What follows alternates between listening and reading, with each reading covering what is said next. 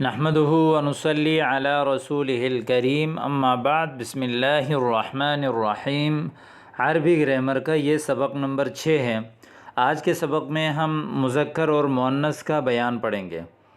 مذکر اور مؤنث کا بیان یعنی جنس کے لحاظ سے اسم کی تقسیم پڑھیں گے کہ جنس کے لحاظ سے اسم کی کتنی قسمیں ہیں۔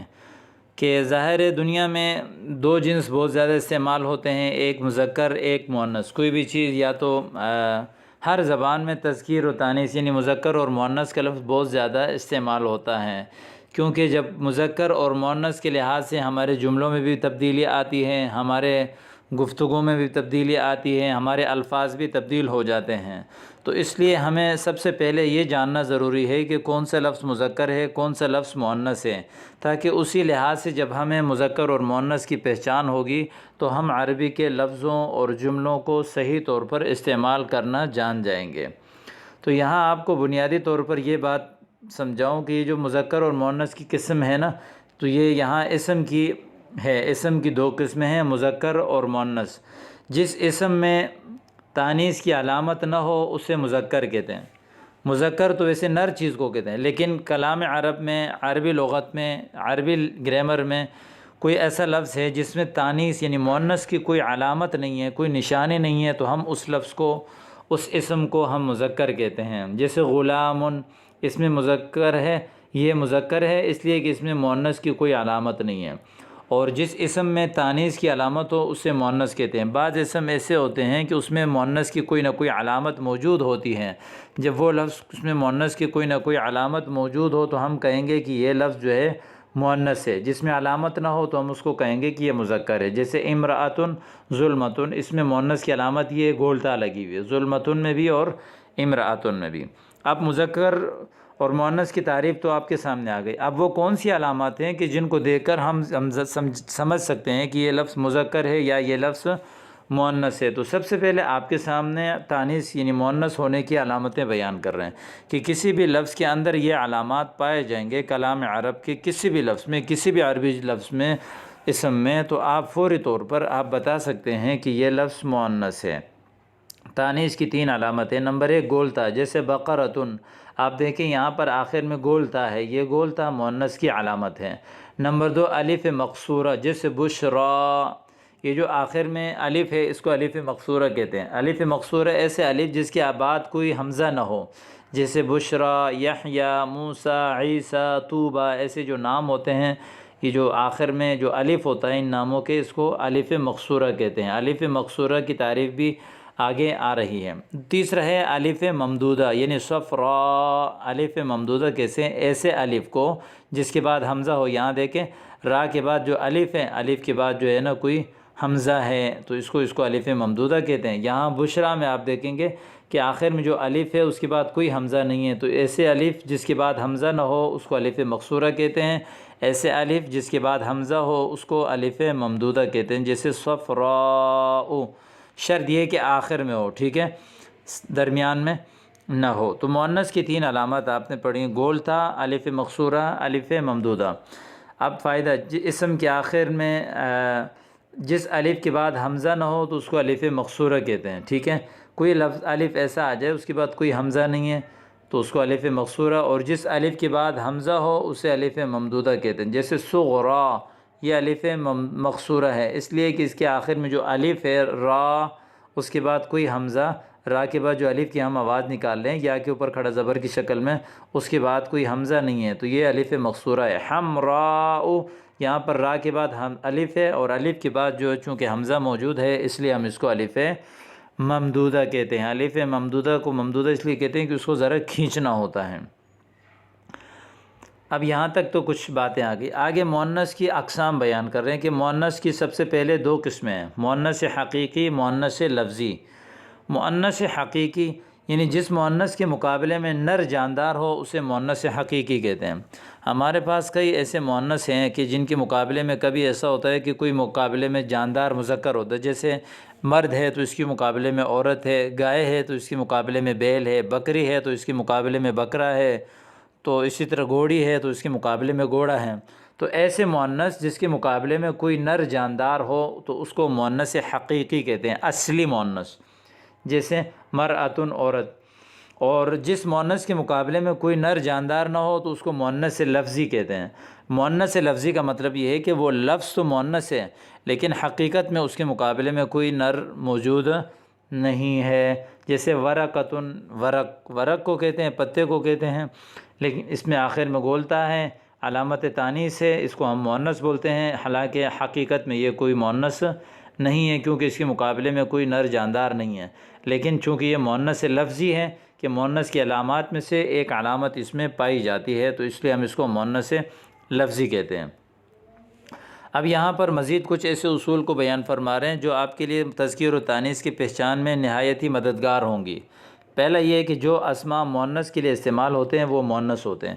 کلام عرب میں بعض ایسے اسماء اور ایسے الفاظ ہوتے ہیں کہ وہ اگر آپ حقیقت میں دیکھیں گے تو اس میں کوئی مؤنث کی علامت آپ کو نظر نہیں آ رہی ہوگی، لیکن علامت مؤنث کی نظر نہ آنے کے باوجود ہم ان کو مؤنث اس لیے استعمال کرتے ہیں کہ وہ الفاظ جو ہے وہ صرف مؤنث کے لیے استعمال کیے جاتے ہیں، خواتین کے لیے استعمال کیے جاتے ہیں، مادہ چیزوں کے لیے استعمال کیے جاتے ہیں، تو اس لیے ہم ان لفظوں کو مؤنث کہتے ہیں۔ جیسے آپ دیکھیں ماں، اب دیکھیں اس میں علامت تانیث کوئی نہیں ہے، لیکن چونکہ ماں یہ خواتین کے لیے استعمال کیا جاتا ہے تو لہذا لفظ مؤنث ہے۔ اسی طرح اخت، بہن، علامت تانیث کچھ بھی نہیں ہے، لیکن چونکہ یہ استعمال مؤنث کے لیے ہوتا ہے۔ اسی طرح بنت، بیٹی، زینب، مریم، یہ نام ہیں جو عورتوں کے ساتھ خاص ہیں۔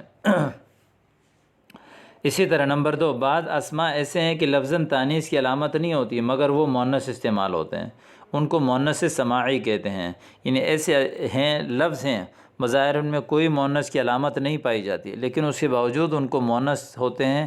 اس کی وجہ یہ ہے کہ کلام عرب میں ہم نے ان کو مؤنث ہی سنا ہے، تو اس لیے ہم ان کو استعمال مؤنث کریں گے، یعنی اہل زبان سے وہ مؤنث ہی استعمال کرتے تھے ان الفاظ کو، تو اس وجہ سے بغیر علامت کے باوجود ان کو ہم مؤنث کہیں گے۔ ان میں سے ایک ہے ارضن، زمین، شمسن، سورج، دارن، گھر، نارن، آگ وغیرہ۔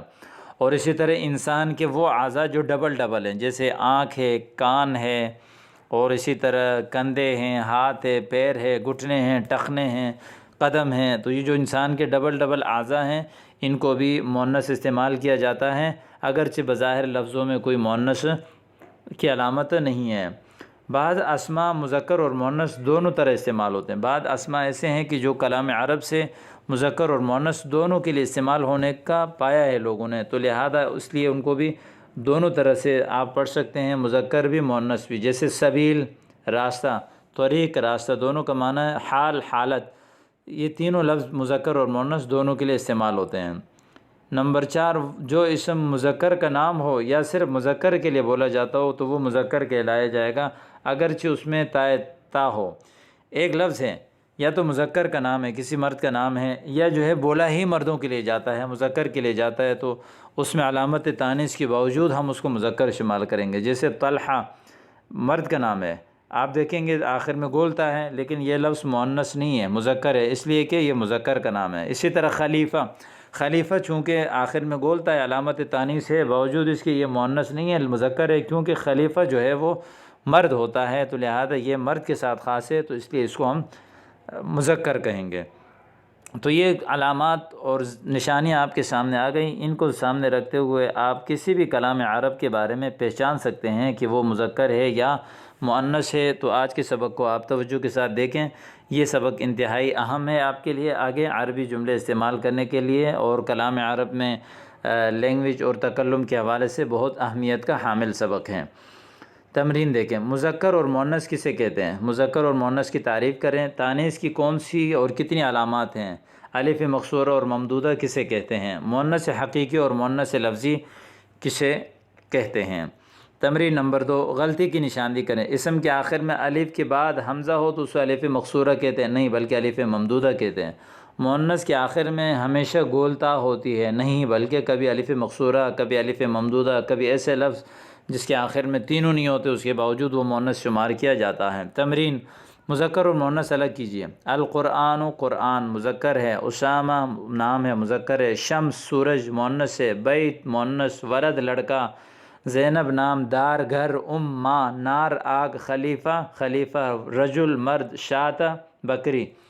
اس میں آپ نے خود پہچاننے ہیں اب ان میں۔ اب دوسرے تمرین میں مؤنث حقیقی اور مؤنث لفظی کو الگ کریں۔ ایسے مؤنث جن کے مقابلے میں مذکر ہو تو اس کو حقیقی کہتے ہیں، جن کے مقابلے میں مذکر نہ ہو تو اس کو لفظی کہتے ہیں۔ ناقہ حقیقی ہے کیونکہ اس کے مقابلے میں ابل اونٹ آتا ہے۔ رجل پاؤں لفظی ہے، مؤنث لفظی ہے، ڈبل اعضاء میں سے۔ صحرا مؤنث لفظی، بقرہ مؤنث حقیقی، دار گھر، مرضع دودھ پلانے والی دودھ جو ہے تو یہ بھی جو ہے مؤنث مرضعہ بولیں گے اس کو، بلکہ مرضعہ، ٹھیک ہے، غلطی سے یہاں مرضع لکھا ہے۔ امرأہ عورت، عین آنکھ مؤنث لفظی ہے۔ ابنہ بیٹی، ہند نام ہے، لغت زبان، فاطمہ لڑکی، اتان صغرا، حائض خمر، ٹھیک ہے، خمر یہ مؤنث لفظی ہے، مؤنث حقیقی نہیں ہے۔ تو آج کے سبق میں آپ نے الحمدللہ تذکیر و تانیث کی بنیادی اصول پڑھ لیے ہیں۔ یہ سبق یاد کرنے کے بعد آپ کو کسی بھی لفظ کی تذکیر و تانیث میں پہچاننے میں کافی مددگار ثابت ہوں گی۔ امید کرتا ہوں کہ سبق آپ کو سمجھ آ گیا ہوگا۔ پھر بھی کوئی مشکل ہو تو آپ واٹس ایپ نمبر کے ذریعے سے پوچھ سکتے ہیں، سوال کر سکتے ہیں، معلوم کر سکتے ہیں۔ السلام علیکم ورحمۃ اللہ وبرکاتہ۔